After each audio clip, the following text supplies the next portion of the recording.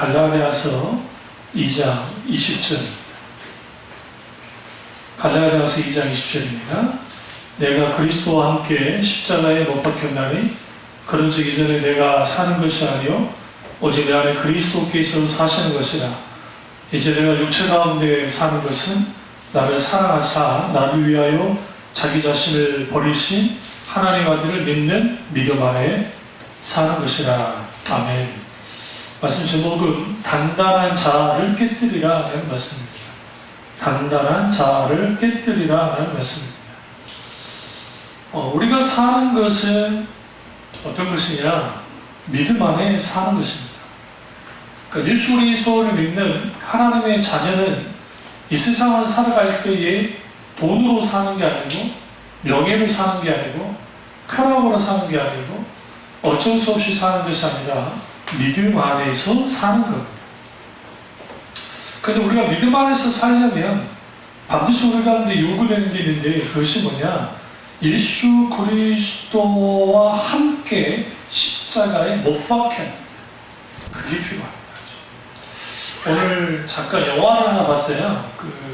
그게 카톨릭 신부에 대한 영화였습니다. 우리나라에서 다큐멘터리 영화인데요. 제가 그걸 쭉 보면서 빈민들과 함께 아주 좋은 일을 많이 하셨던 분이더라고요. 그리고 그들과 함께 가난한 자들과 함께 술도 먹고 같이 아파해주고 울고 같이 해주고 과거에 재정부 의원 같이 했던 그런 것들을 쭉 이제 보여주는데 상당히 의문이 하나 들었어요. 참 좋은 일 한다. 그리고 그런 일을 나한테 해나가면 쉽지 않겠다라고 생각했고, 그리고 그들이 다 아픔이 있는 사람들이니까 집을 빼앗기고 75년도부터 시작해서 계속 막 집도 빼앗기고 가난한 사람들이 하나님 앞에 막, 그들은 한 느님이겠죠? 가톨릭이니까 흐느껴 울어요. 울고 기도하고 같이 울면서 기도해주고 그들의 그 마음대로 어루만져 주는 것들 아주 귀하게 생각을 했어요. 그런데 과연 저게 하나님이 원하는 사역일까라는 의구심을 좀 가졌어요. 그러니까 같이 아파하고 같이 눈물 흘리는 것은 성경적인가? 그게 성경이 그렇게 했으니까. 그건 본받아야 된다 생각하고. 근데 거기는 뭐가 없냐면 복음이 없어요. 그러니까 복음이 없는 섬김, 복음이 없는 소위 말하는 사랑의 교제이든 뭐가 되든 간에 그 인간이 한 거에 불과해요. 그러니까 철저하게 우리가 신앙생활 하면서 하나님 외에 어떤 것도 없어야 되고 복음 외에도 어떤 것이 있을 수 없어요. 그런 의미에서 한국교회가 많이 카톨릭화 됐습니다. 잘 생각해 보세요. 교회 안에서 유행가 부르고 교회 안에서 그런 거는 제가 어렸을 때 80년도 그때 70년도 80년도에 상상도 못하는 거예요. 교회에서. 그 상상도 못하는 일들이 오늘날 뭐하느냐? 교회에서 공공연하게 일어나고 있어요. 누가 하느냐? 카톨릭은 이전부터 했거든요. 그게 이제 교회 안에 들어온 거예요. 그러니까 왜 그렇게 됐었느냐? 복음으로부터 떠났기 때문에 그렇습니다. 그럼 왜 그런 일들을 그렇게 감행하느냐? 자아가 깨뜨려지지 않아서요. 옛 사람이 예수 그리스도와 함께 십자가에 못 박히는 일들이 필요한데 그런 것들이 없다 보니까 이제는 세상적인 것들이 잡다한 것들이 들어온 거예요. 인간의 고집스러운 자아가 꺾이고 변화되고 하는 데에는 평생이 걸리기도 하고 어떤 사람은 끝내 그 고집, 그 아집이 꺾여지지 않고 죽는 경우도 있습니다.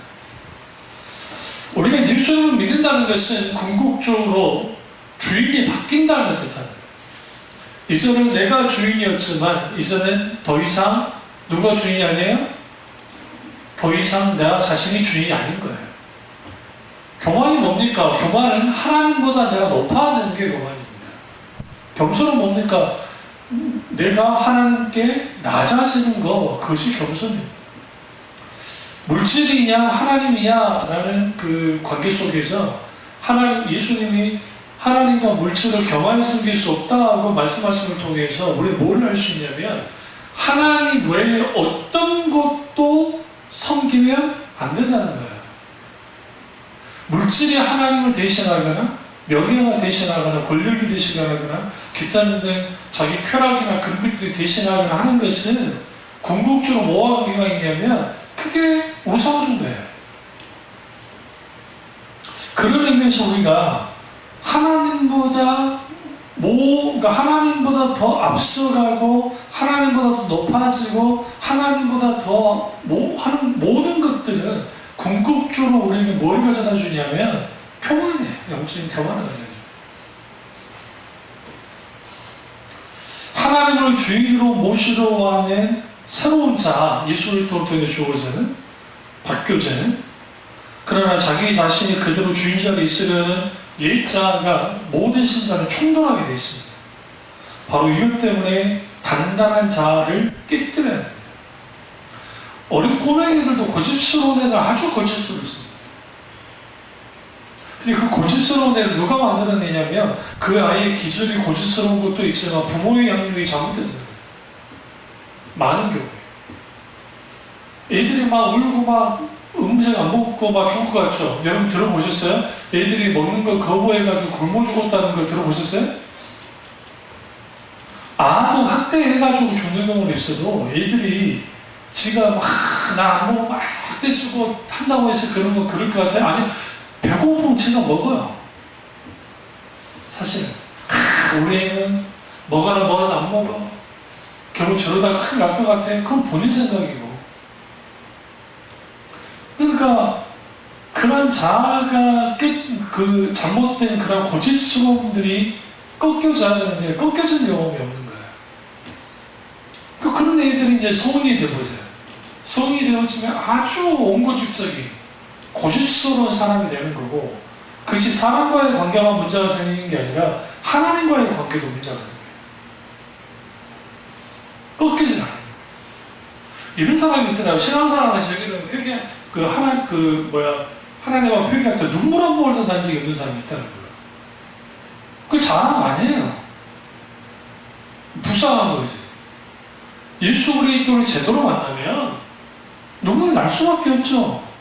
예수 그리스도 나를 십자가에 못 박아 죽으셨고 그 예수 그리스도의 죽음이 나의 죽음이기도 하기 때문에 신앙의 출발은 죽음을 뜻했던다 했잖아요. 우리 모든 신자의 신앙의 출발은 예수 그리스도 죽음으로부터 시작되고 그 예수 그리스도 죽음의 연장인 그 십자가의 능력 안에서 우리 같이 죽는 것을 경험하는 것, 그것이 뭐예요? 십자가의 복음이고 그것이 뭐와 연결되어 있어요? 중세의 체험과 연결되어 있어요. 성령의 놀라운 역사심을 통해서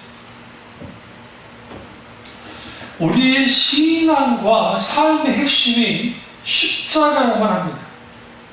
우리의 신앙과 삶이 십자가와 무관하면 우리는 뭐가 될 수밖에 없냐? 명목상의 신자로 끝나버립니다. 실제적인 그리스도인이 되지 못합니다. 그래서 십자가의 자신을 철저하게 못 박고 주님과 함께 죽고 주님과 함께 다시 사는 일들이 우리 가운데 분명하게 있어야 되고, 갈라디아서 2장 20절 이 말씀은 현재 진행하는 거예요. 어느 십자가로 죽어가고 끝나는 게 아니고 지속적으로 예수 그리스도와 함께 십자가 못 박혀 죽어요. 날마다 매일매일. 그러면 왜 예수님이 우리를 위해서 십자가 못 박혀 죽으셨습니까? 왜 죽으셨나요? 나를 구원하기 위해서. 맞습니다. 근데 왜 예수님이 십자가에 못 박혀 죽으셔야 했나요? 우리를 위해서 하나님 앞에 대가를 칠 수밖에 없었기 때문에. 결국 죄의 대가, 사망의 대가를 예수님이 담당해서 져주지 않으면 무슨 일이 벌어져요? 인간은 구원할 길이 없어요. 그래서 주님이 십자가에 못 박혀 죽으셨습니다. 그럼 왜 우리는 그렇다고 한다면 우리는 왜 십자가를 짊어져야 합니까? 성경 찾으시죠? 고린도후서 4장이라고 있습니다. 고린도후서 4장이에요. 앞에 있어요. 갈라디아서 앞에.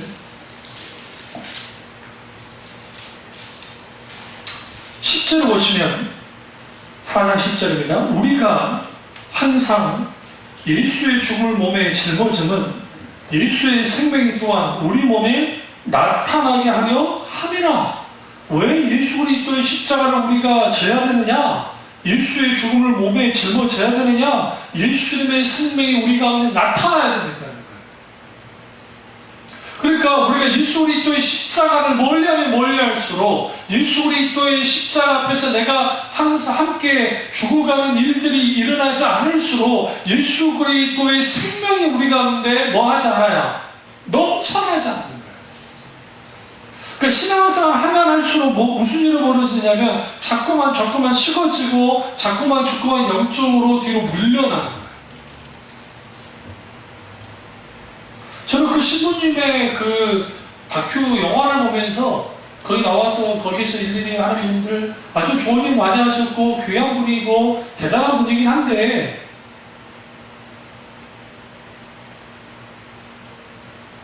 거기 난 예수님의 향기를 십자가의 복음을 전혀 느끼지 못했어요. 그건 하나님이 판단하시겠죠. 그거에서 많은 사람들이 착각하는 게 기독교는 윤리 도덕적인 종교라고 생각하고 기독교는 구제하는 종교라고 생각하고 착각이에요. 왜 그러느냐? 만약에 기독교가 소위 말하는 구제하고 남 돕고 하는 것이 그게 본질이었다고 한다면 사도들이 초대교회에 엄청나게 부흥을 일으켰잖아요. 갑자기 수만 명으로 막 늘어났으니까 그랬을 때에 그때 히브리파 과부들과 헬라파 과부들을 구제할 때 헬라파 과부들은 계속적으로 배제가 되고 히브리파 과부들만 계속 구제를 받았단 말이에요. 그 분란이 난 거 아닙니까? 그 아주 중요한 일이긴 한데 그때 베드로가 뭐라 합니까? 우리가 이제는 구제하고 일하는데 이게 실질적인 본질이 아니니까 이거는 이제 7명의 부교육자를 세워서 그들 감당케 하고 우리는 말씀과 기도하는데 뭐한다? 전념하겠다는 거예요. 그러니까 결국은 교회의 핵심은 뭐냐면 하나님을 예배하는 게 핵심이고 하나님과의 관계에서 있게 되어지는 일련의 하나님의 말씀과 기도가 아주 중요한 위치에 있는 거죠. 사실. 구제는 어떻게 나타나느냐? 구제는 디아코니아 말 그대로 봉사 속에서 우리의 봉사 속에서 섬김 속에서 자연스럽게 우리는 뭐냐? 예수 그리스도가 섬기셨기 때문에 섬기는 거예요. 그리스도의 그분의 모범을 보고.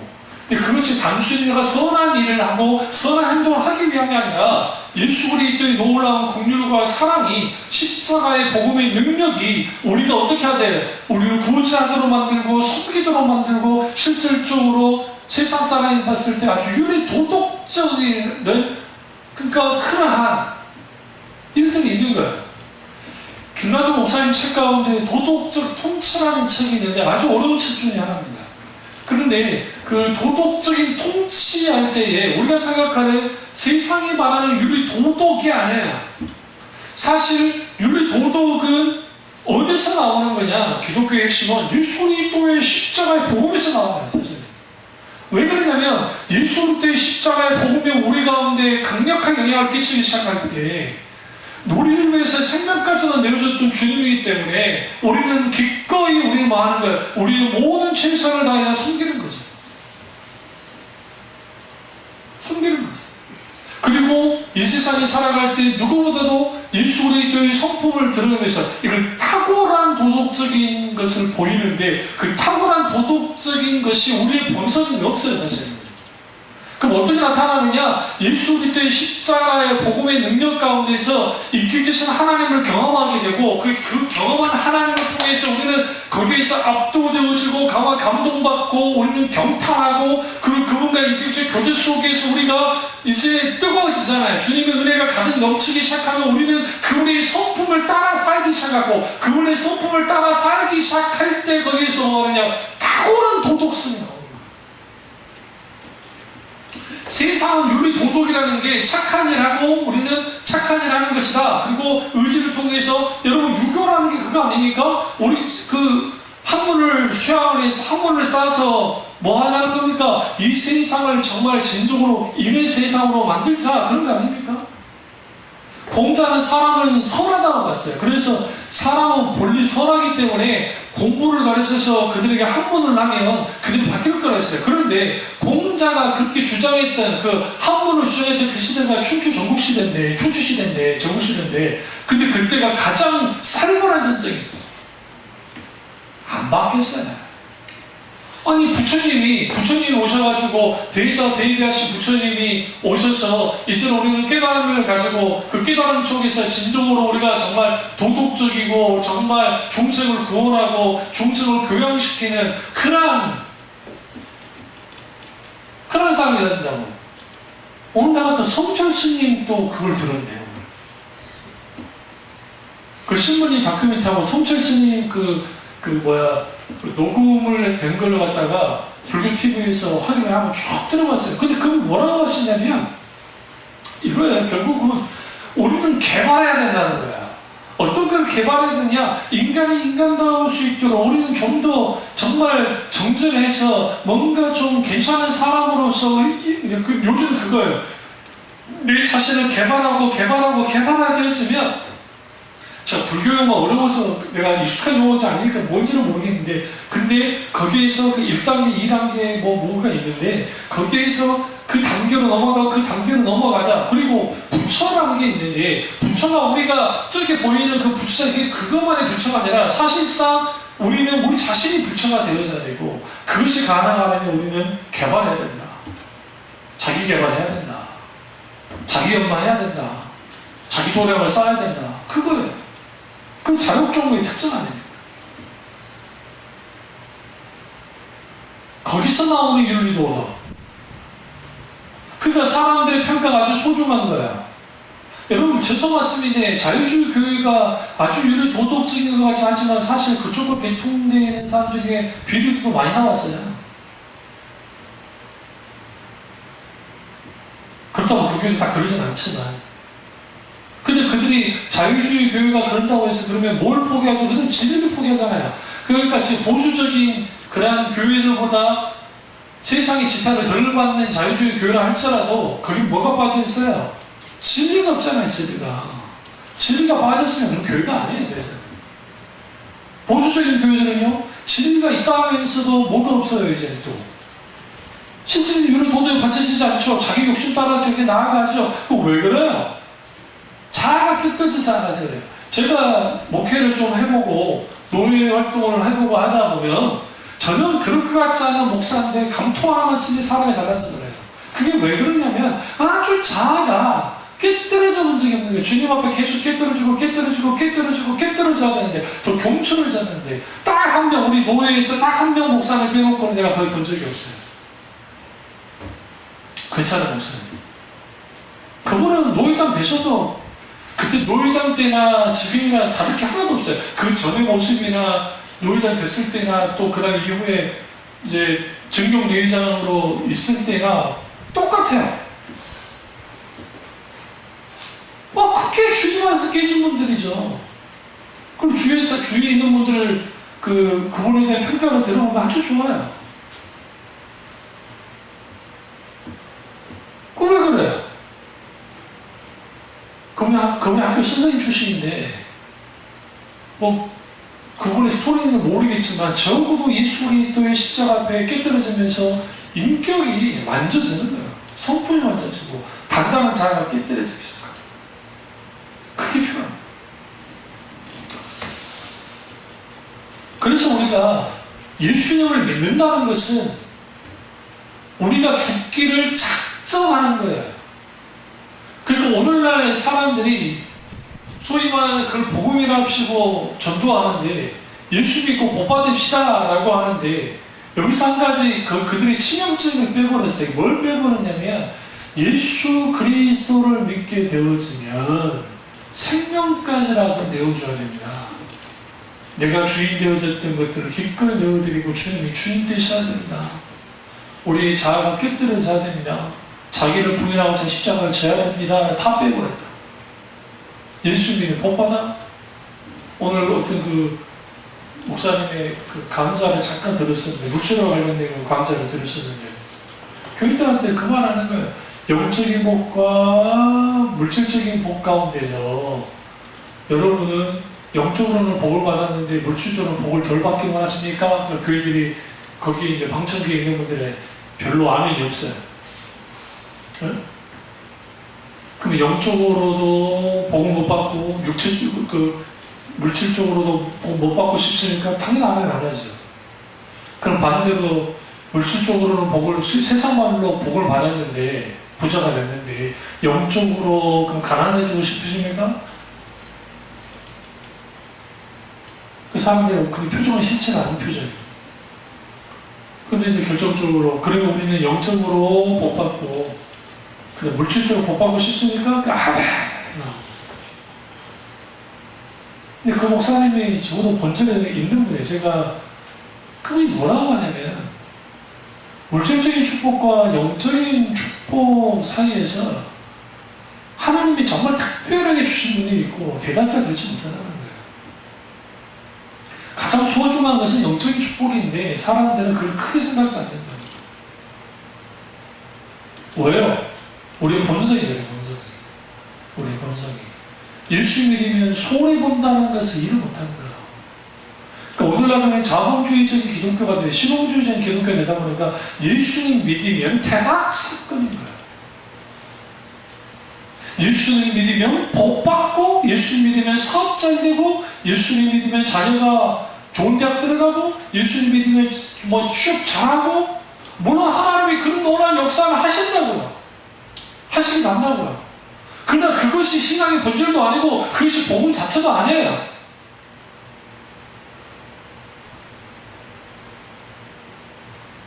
내가 왜 예수를 믿어야 되느냐? 믿지 않으면 지옥 가니까. 맞습니다. 왜 우리 예수를 믿어야 되느냐? 예수를 믿지 않고서는 내가 살아있을 이유가 없기 때문이에요. 내 생존의 이유가 없는 거예요. 근데 오늘날 예수를 빼놓고도 생존의 이유가 너무 많아요. 어째서 저쪽은 정말 예수님을 만나게 되어지면 우리는 그럴 수 없다는 거죠. 그리스도의 십자가를 통해 함께 죽으려고 온 것이 예수님을 믿는 거예요.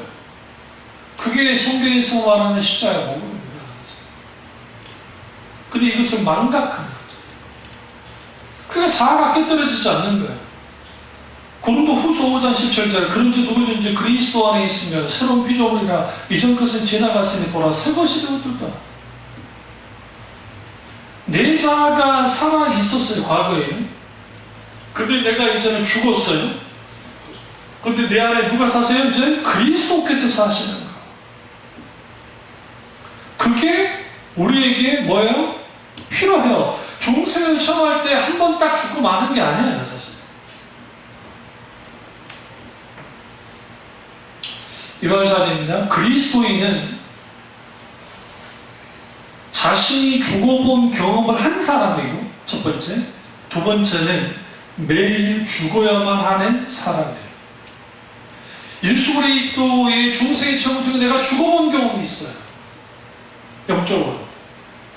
그리고 결국은 매일매일 십자가 앞에서 죽어야 돼요. 나는 매일 죽노라고 사도 바울은 말했던 이유가 거기에 있습니다. 지속적으로 십자가 앞에서 자기를 쳐서 복종시키고 육체를 씻어 복종시키고 그가 뭐합니까? 날마다 주님 안에서 죽어가요. 왜? 내가 죽어야 주님이 사기 때문에 내 안에서. 우리 자아가 강하면 강할수록 주님은 우리 속에서 뭐예요? 죽어가시는 거예요. 뒷전으로 밀려나는 거예요. 어떤 사람이 힘드냐면 우리가 신앙생활을 아주 고집스럽고 아지스럽고 아주 그냥 그런 사람들이 주님을 딱 만나서 꺾어지면 괜찮은데 그게 꺾어지지 않으면 그것이 계속 발목을 잡아요.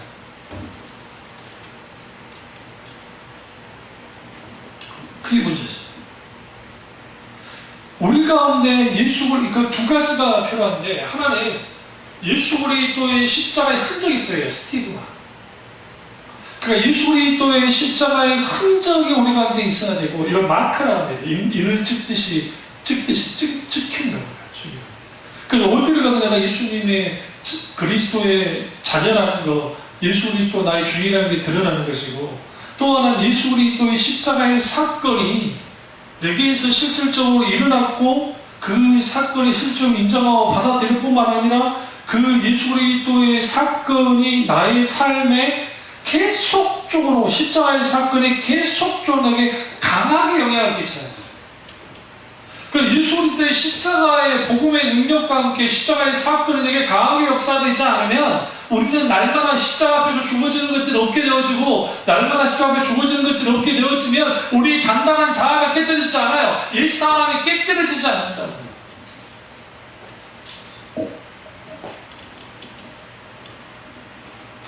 그래서 내가 왜 죽어야 되는 거야? 내가 죽어야 사니까 맞습니다. 근데 왜 내가 죽어야 돼? 당신은 죽어야만 합니다. 왜 죽어야 됩니까? 밖에 나가서 물어보십시오. 당신은 죽어야만 합니다. 내가 왜 죽어? 니나 죽어라. 그러죠. 그런데 왜 성경에는 너희는 죽어야만 해. 십자가 앞에 함께 십자가 오빠게 죽어야 돼. 자기는 부인한 자기 십자가를 져야 돼. 예수님이 했어요. 왜 그래요? 내가 죽어야 예수 그리스도 그분이 드러나기 때문이에요. 다시 말하면 사람들이 나를 만날 때 내 속에 있는 그리스도가 드러나려면 내가 죽어야 돼. 제가 그 신부님의 모습 속에서 예수를 발견 못했어요. 돌아가시고 출근에 나오고 했으나 그분들의 모습 속에서 저는 그리스도를 본 적이 없어요. 그렇지 않습니다. 세상에서는 아주 존경하는 모르지만 카톨릭이 뭘 잘하냐면 홍보와 마케팅을 아주 잘합니다. 그 한 사람을 영으로 만드는 재주가 있어요. 그럼 왜 그러냐면 그들은 성령 숭배 사상을 갖고 있기 때문에 수천 년 동안 그런 일을 해봤어요. 그런 일을.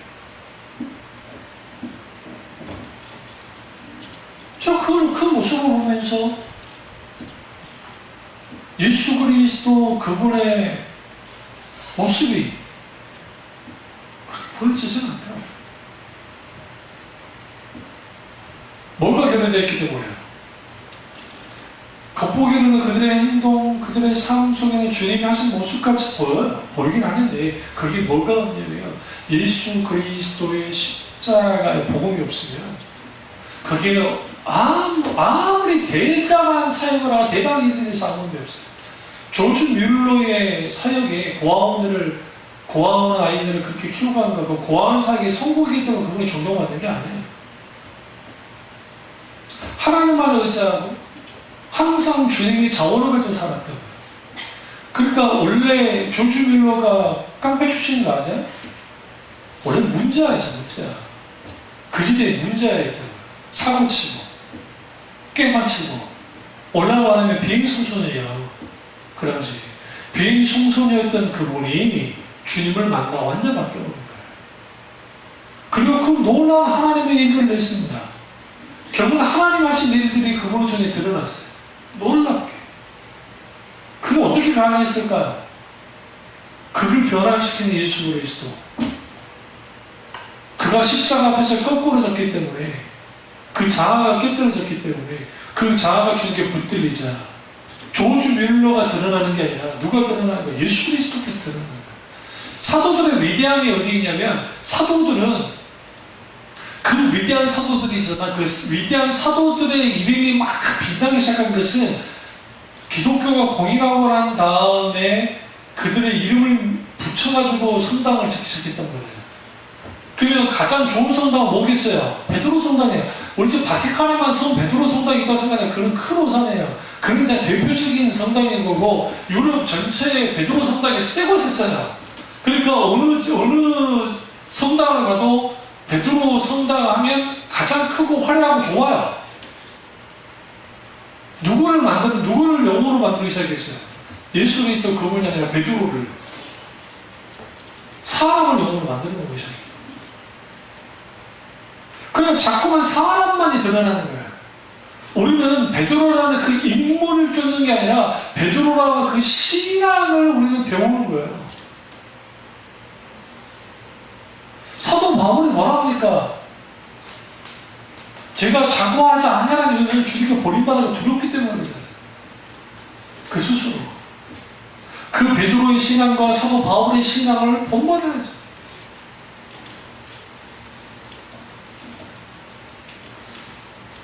예수님을 믿는다고 하면서 내가 죽지 않으면 여전히 예수님은 뭐예요? 무력한 분이 되는 의미하면서. 그러니까 죽지 못하는 인생이 아니라 십자가에서 죽은 인생으로 될 때 진정한 삶을 살 수 있게 되고 하나님의 생명을 누리는 삶을 살 수 있어요. 그게 자아를 깨뜨리는 거예요. 근데 저도 그렇고 여러분도 그렇고 많은 교인들이 예수님을 믿는다고 하면서 자신이 주인 되었던 자를 기꺼이 하나님께 내어드리지 않는 것을 봐요. 자기 자신과 자신의 삶을 주님께 온전히 내어드리지 못합니다. 그러니까 하나님과 갈등할 수밖에 없고 하나님과 나 사이에 거리감이 있을 수밖에 없는 거예요. 이것이 더 오래되어지면 신앙이 왜곡돼요. 이게 계속 지속되어지면 자기 중심적인 삶이 당연한 것이 되어요. 이게 아주 심각한 거예요. 그런 일들이 비일비재하게 돼요. 자기가 중심이 되는 신앙생활을 하게 되어지면, 그런 삶을 살게 되어지면 하나님이 수단이 되어지고 하나님이 도움을 주는 정도의 분으로만 족한 거예요. 그러니까 세상 종교인들이 막 할 때 내가 당신에게 헌신하겠습니다. 그 대신 헌신할 테니까 나한테 뭐 좀 해주십시오. 그거 아닙니까? 그렇게 하나님을 섬긴다고요. 비나이다. 결코 하나님 주권 앞에 엎드리지 않고 하나님의 주권에 순복하지 않습니다. 여기에서 수많은 문제가 나요. 대표적인 게 교만. 하나님보다 더 높아지는 게 뭐라고요? 교만이라 했죠. 하나님 없어도 잘 사는 거 그게 교만이에요. 하나님의 존재 가치를 느끼지 못하는 그게 교만이에요. 그러니까 부자가 왜 천국에 들어가지 못하냐? 교만하기 때문에. 왜 교만하냐? 그들이 가지고 있는 그 돈이 따르면 명예도 따르고 권력도 따르고 다 따르잖아요. 실제로 돈 때문에 사람도 따르잖아요. 그 사람이 인격을 못 따르니 그 사람이 돈을 못 따르잖아요. 그러니까 그들이 하나님 없어도 살아요. 하나님처럼 되는 거예요. 그들이. 그 교만함을 통해서 뭐가 있어요? 꺾어지지 않죠. 교회들마다 교회 건축할 때 문제가 생기는 교회들이 대부분 어떤 교회들이냐면 헌금을 많이 하는 권사님, 헌금을 많이 하는 장로님이나 헌금을 많이 하는 집사님들이 있을 때 왜냐? 그분들은 발언권이 세죠. 내가 이 정도까지 헌금을 했고 했기 때문에 이렇게 된 거라는 거죠. 그 사람들이 터줏대감이 되어지면 그 목사라는 데를 할 수가 없어요. 한국교회 과거 폭발적으로 성장할 때 그런 일들이 교회들마다 비일비재했어요. 그래서 교회 짓고 난 다음에 돌아가시는 목사님들 굉장히 많아요. 스트레스를 워낙 많이 받아가지고. 아니면 병 들어가지고 은퇴하시는 분들 꽤 많고.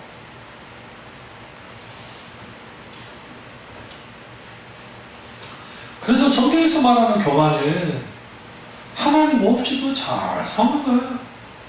우리는 그러면 우리의 삶을 보세요. 하나님 없이도 잘 사십니까? 그게 문제 있죠. 하나님을 믿는다고 하면서 하나님 없이 살 수 있는 것은 마음이 교만한 사람이에요. 교만은 악중의 최고의 악입니다. 교만은 모든 죄의 근원이에요. 그래서 잠언서에 겸손은 존귀의 앞잡이고 교만은 폐막이 선봉이라고 있던 말씀처럼 하나님은 교만을 그렇게 싫어해요. 토마스 아퀴나스가 뭐라 했느냐? 교만은 모든 죄악의 어머니다 라고 했습니다. 그러니까 교만이 모든 죄악의 어머니가 되는 거예요. 그 교만함이 우리 생각할 때 목이 기부수고 그게 아니라 하나님보다 높아지고 하나님 없이도 사는 것, 하나님이 주인 되는데 내가 주인 되어지는 걸 당연시 여기는 것, 이런 것들입니다. 그러니까 우리가 하나님과의 관계에서 기꺼이 주님 때문에 손해보고 기꺼이 주님이 원하시는 뜻대로 살아가는 삶을 살면 좋겠는데 저도 모르고 여러분도 모르고 그러지 못할 때가 많다는 거죠.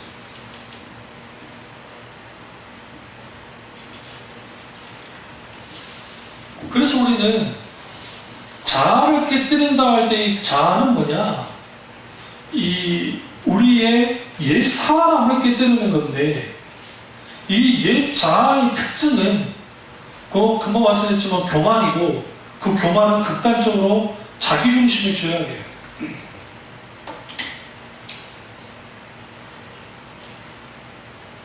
일종의 자기 숭배하는 겁니다.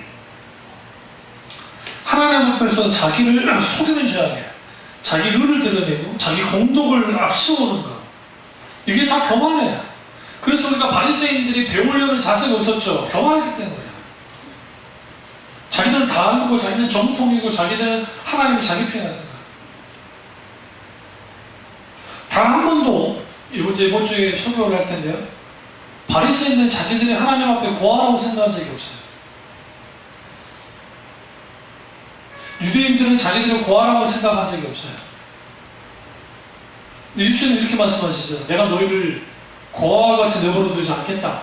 내가 보혜사 성령을 내가 보내주겠다고 줄 물으시죠. 여기에서 성령께서 우리의 보호자로, 우리의 상담자로, 우리를 돕는 분으로서 오시는데 우리를 고아로 내버려 두지 않기 위해서 오시는 거예요. 근데 그 오시는데 누구에게 왔어요? 바리새인들에게 왔어요? 아니요. 유대인들에게 왔나요? 아니요. 예수 공동체 안에 성령이 오셨다고요. 그래서 그 안에 우리가 뭐 하는 거예요? 보호자가 생긴 거예요.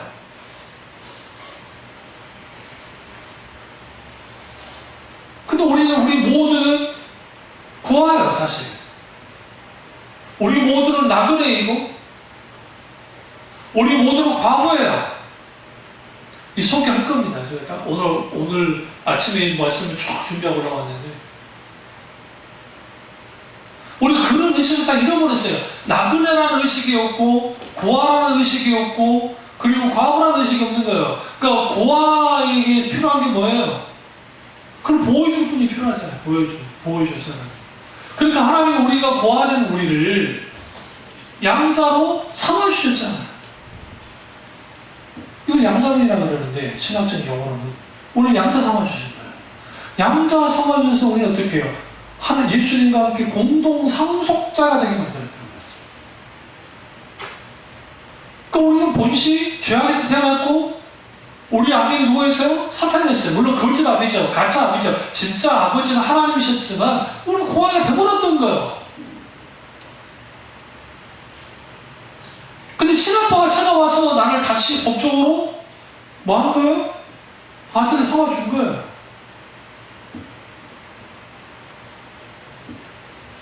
나그네죠. 게르라고 하는 히브리어 단어 게르가 나그네라는 뜻이에요. 방랑자는 의미 되고 정처수에 또 돌아간다는 의미 있어요. 그런데 그 게르라는 그 나그네라는 의미가 히브루라고 하는 단어가 의미가 있어요. 이게 뭐냐면 그 정처수 방랑하고 또 돌아다니고 좀 천하고 천박하고 좀 뭔가 좋지 않는 의미예요. 히브리인이라는 표현 자체가 그렇게 좋은 표현이 아니에요. 그 고대 근동에 있던 사람들이 이 아브라함과 이삭과 야곱 족속들을 향해서 비하하면서 만들어낸 말이 히브리예요. 그 히브루에서 히브리인이라는 표현이 나온 거예요. 근데 그 의미 속에 뭘 갖고 있냐면 나그네라는 의미를 갖고 있는 거예요. 게르라는 거. 우리 다 나그네예요. 주님 앞에. 이 세상이 본향이 아니에요. 우리는 천국이라는 나의 집이 본향이 있는 사람들이에요. 근데 이 세상에서는 교만해질 이유가 없는 게 아무리 여러분 여기 어마어마한 권력을 휘두르고 우리가 지금 트럼프가 엄청난 권력을 휘두르잖아요. 그래봤자 그 사람 그 대통령 자리에 그만두면 끝장나요 그냥. 오바마가 그렇게 존경받는 대통령이지만 힘발휘를 합니까? 살아있는 권력 앞에서 별로 못하잖아요. 여론의 힘을 얻을 수 있을지 모르겠습니다. 죽으면 말할 것도 없고요. 죽으면. 그 나그네 의식을 오늘날 한국교회 교인들이 잃어버렸고 내가 고아였다는 사실을 잊어버린 거예요. 우리는 모든 사람 어쩌면 다 실질적인 고아가 되잖아요. 우리 공사님 고아하시잖아요. 열두 드셨지만 고아잖아요. 부모님 돌아가셨으니까. 여기서 넣으시니까 지금 살아계셔도 거의 백서가 다 되시는데. 근데 그와 상관없이 모든 인류는 아담부터 시작해서 하와 이렇게 아담과 하와가 타락하고 난 다음에 그대로 다 고아가 됐다고요. 하나님께부터 쫓겨났잖아요. 떨어져 나갔잖아요. 여러분 요셉이 왜 불쌍한 줄 아세요? 요셉은 당연히 불쌍한 게 아니에요. 그가 노예된 거 그것도 불쌍하고 그가 감옥 갇힌 것도 불쌍한데 하루아침에 고아가 된 거예요. 고아가. 왜 고아가 됐어요? 팔려갔잖아요. 아버지로부터 떨어져 나갔잖아요. 그 탕자의 비유에서 가장 큰 핵심은 뭐냐면 탕자가 고아인 거예요. 큰 고아, 작은 고아. 탕자 고아. 첫째 아들도 고아. 아버지의 고뇌 안에 있지 않던 그 아들도 고아였다는 거예요. 사실. 그리고 우리가 하나님과의 관계 속에서 고아와 같은 상태로서 신앙생활을 하기 시작하면 우리를 뭐 하기 시작하냐면 자기 만들고 하는 거예요. 고아를 청산하고 하나님 그 권위 안으로 들어와야 하는 거예요. 아버지 주권 안으로 들어가는 거예요. 그랬을 때 비로소 우리는 뭐 하기 시작하냐면 진정한 나의 자아를 발견하고 내가 진정한 한 인격체로서 한 사람이 되는 거예요. 신자가 그리스도인이 되는 거죠. 그리고 또 하나는 과부입니다. 내가 뭐 남자니까 과부 아니냐 그거 아니라 상관없어요. 여기서 과부라는 건 뭐냐면 치명적이에요. 고대사회에서. 과부도 이것도 또 종류가 있는데 아들이 있는 과부와 아들이 없는 과부는 친지차예요. 그러니까 아들이 없는 과부는 아주 사회적으로 완전 매장이 되고 이제 아들이 있는 과부는 아들이 성인 의식을 치르면 그리고 그가 성인이 되었으면 어머니를 봉양하기 때문에 더 이상 과부로서의 소위 말하는 고통 안 받아도 돼요. 아들이 다 감당해 줍니다. 그러니까 나인성 과부가 전국 청년에 죽었잖아요. 통곡하면서 가죠. 세상 다 잃어버린 거예요. 왜 그러냐면 그 아들이 이제는 자기의 실질적인 봉양자가 되어지고 그럴 텐데 그 아들이 죽어버렸기 때문에. 예수님이 오늘 재난을 보시면 우셨다 했잖아요. 너무 안타까웠대요. 왜? 그 시대에 과부라는 것은 오늘날도 그렇지만 그 시대에는 더 비참했어요. 고아와 과부가 비참했다. 고아는 굶겨 죽거나 노예로 팔려가거나 그랬고 과부도 마찬가지예요. 그런데 우리 또한 마찬가지예요. 죄악 가운데 있으면서 우리 또한 뭐였어요? 과부였단 말이죠. 우리를 돌봐줄 사람이 없어요. 그러니까 우리가 룻계에서 나오미의 처지라는 것이 얼마나 불쌍한 처지였어요. 기업 모를 자가 과부였던 나오미와 나오미의 며느리를 쳐다보지도 않죠. 그 이유는 뭐냐면 자기한테 이익될 게 하나도 없는 거예요. 우리는 보아스라는 인물을 우리는 어떻게 생각해야 되냐면 보아스라는 인물은 자기의 것을 언제 내어주는 거예요. 그 기업물자에 다 줘야 돼. 다시 돌려줘야 됩니다. 땅이든 뭐든. 근데 보아스는 결국 뭐합니까? 나오미를 어머니로 모시는 거예요. 룻사이에 자식이 태어날 때 누가 키워줬어요? 나오미가 키웠다 성경 말하잖아요. 나오미가 키웠다는 말은 무슨 말이냐면 나오미가 이제는 이순이 기업물자 보아스와 우리 이제 시집 갔으니까 관계는 없죠. 근데 친척 관계지만 사실은 마치 부모 자식 관계처럼 됐는데 여기서 중요한 게 보아스가 나오미의 봉양자가 되어져서 지켜주는 보호자가 되어준 거예요. 울타리가 되어준 거지. 그래서 보아스는 그런 의미에서 예수 그리스도의 형제예요. 상징적으로 예수 그리스도가 과부된 우리를 보호해주고 봉양하는 분들이 되어졌을 때 우리가 안전하는 거죠. 나오미가 안전하게 살았습니다. 놀라운 은혜가 안 있어요. 그러니까 우리가 이 옛자가 왜 깨뜨려져야 돼? 왜 단단한 자가 깨어져야 되느냐? 그 단단하고 이런 옛 사람이 깨뜨려지지 않으면 우리가 마땅히 하나님과 나의 사이에 질서가 만들어지지 않아요. 그러니까 질서가 만들어지지 않으면 혼란스러워요. 이것도 저것도 아니게 되는 거예요. 하나님은 무슨 하나님이에요? 질서의 하나님이라고 그러잖아요. 화평의 하나님이시고 질서의 하나님이시죠. 주님은 그 질서가 우리가 하나님과 나 사이의 질서가 온전히 잘 만들어져야 되는데 우리는 그 질서가 만들어지지 않고 계속 충돌하는 거예요. 요즘 새롭게 대두되는 게 뭡니까? 아들들이 부모님을 학대하는 거예요. 딸들도 못지않게 학대하는 사람도 꽤 있고. 왜 이런 일이 벌어지느냐? 과거에 비해서 오래 사세요. 과거에 비해서. 그러니까 그런 일들이 막 벌어지는 거예요. 왜 벌어져요? 그 사람들이 정말 부모에 대한 애틋함을 가지고 부모 공경이라는 것이 분명히 있으면 괜찮은데 그렇게 다 무너지는 거예요. 현실 앞에서 무너지고 뭐 상황 앞에서 무너지는 거죠. 마찬가지로 우리도 그러시죠. 하나님과 함께 계십니다. 하나님 그분이 나의 아버지실지인데 아들은 우리가 탕자처럼 계속 들이받기만 하는 거예요. 이거 주세요 들이받고 저거 주세요 들이받고 안 주면 가만 안 있어요 들이받고 들이받는 거죠. 그걸 당연치 않게 일자 술 처먹고 개변질하면 아들놈이 제 아버지가 술값 안 준다고 때려 죽이는 사건이 일어나지 않나. 그게 한두 번이 아니니까 안 준다 아니에요.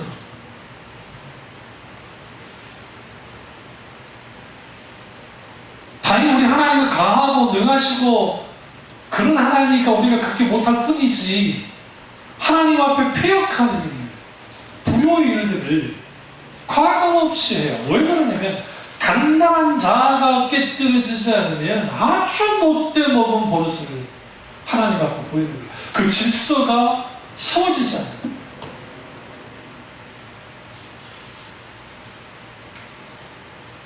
성경을 보면 하나님의 사람들 중에 단 한 명도 자아가 깨뜨리지 않는 사람이 없습니다. 하나님 다 깨뜨렸어요. 그 깨뜨리지 않는 야곱도 깨뜨렸어요. 성경에 징그럽게 안배라는 사람 중에 하나가 야곱이에요. 에서는 자아를 깨뜨리지 않았어요. 세상적인 사람을 깨뜨려요. 모세도 전에 깨뜨려버리죠. 아브라함도 깨뜨려버립니다. 다윗도 깨뜨립니다. 여러분 개망나니 같은 삼손도 깨뜨렸어요. 삼손은 어떤 사람입니까? 부모님 말 안 듣고 하나님 말도 안 듣고 자기 마음대로 했던 사람. 마지막 그가 죽음 직전에 하나님 앞에 항복하고 선언하고 힘을 달라 하죠. 그리고 거기서 깨집니다. 그리고 죽죠. 하나님은 하나님의 사람들 크게 깨뜨려요. 죽기 직전이라도 깨뜨려요. 그것을 통해서 뭐 하는 거예요? 그 사람이 그게 깨뜨려 그게 본 모습이 된 거예요. 우리의 원래 창조주가 설정하시고 창조주가 원하셨던 우리의 본 모습이 그 모습이에요. 자기가 깨뜨려진 모습. 그러니까 우리가 그 하나님의 형상으로 돌아오기를 바라시기 때문에 계속 깨뜨려주는 거예요.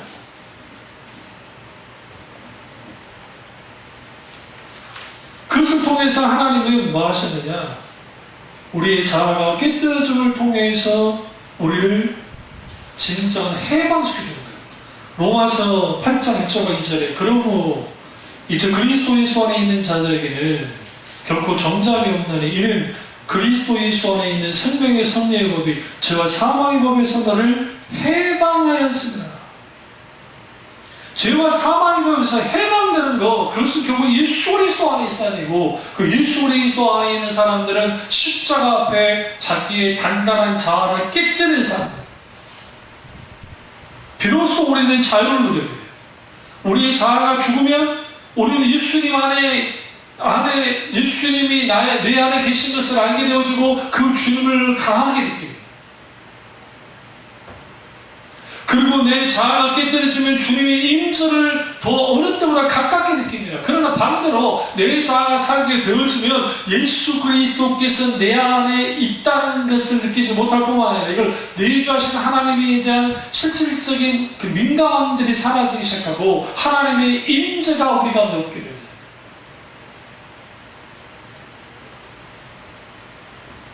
잘 들으십시오.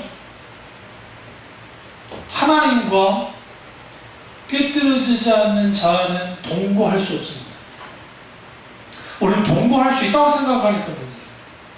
동거할 수 없습니다. 그래서 하나님과 나 사이의 관계의 문제가 계속 생기는 거예요. 여러분, 이런 거 있잖아요. 관계가 안 좋으면 내가 아빠예요. 아빠인데, 아빠 분명히 법정 아빠고 생물학적으로 다 아빠예요. 그런데 자식 놈이라는 것들이 대면대면하면서 말도 안 하고 아버지 취급도 안 해주고 그냥 번쳐번쳐 한다고 합시다. 한 집에 살면서도. 그런 사람도 있잖아요. 그게 어떤 이유이든지 하나님과 그런 관계가 될 수 있어요.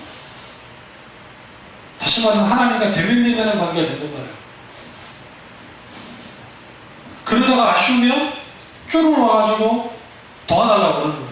하나님께. 아쉬우면 조금 도와달라고 그러고 그 남자 대면대면한 관계. 그러니까 하나님과의 관계가 조금도 좁혀지지 않는 거야. 자아가 깨뜨려지지 않는 거야. 마치 S극, 자석에 S극과 S극이 같은 극이 있으면 밀어내듯이 N극과 N극이 있으면 같이 밀어내는 것처럼 계속 밀어내는 거야. 가까이. 하나님이 우리 가운데 가까우려면 가까이 오셔도 우리는 밀려나고 내가 하나님께 가까이 갈 때도 밀려나시는 거야. 왜? 우리의 자아가, 우리의 제 본성이, 아담의 본성이 깨뜨려지지 않는, 날마다 깨뜨려지지 않는 그 본성이 하나님을 밀어내는 거야. 심각한 것은 뭐냐면 우리가 극도로 하나님이 필요할 때 이제는 내가 희망이 없고 내가 너무 극심한 문제 속에 있고 내가 고통 가운데 있어서 이제는 하나님이 도와주시면 안 되는 상황이 벌어졌어요.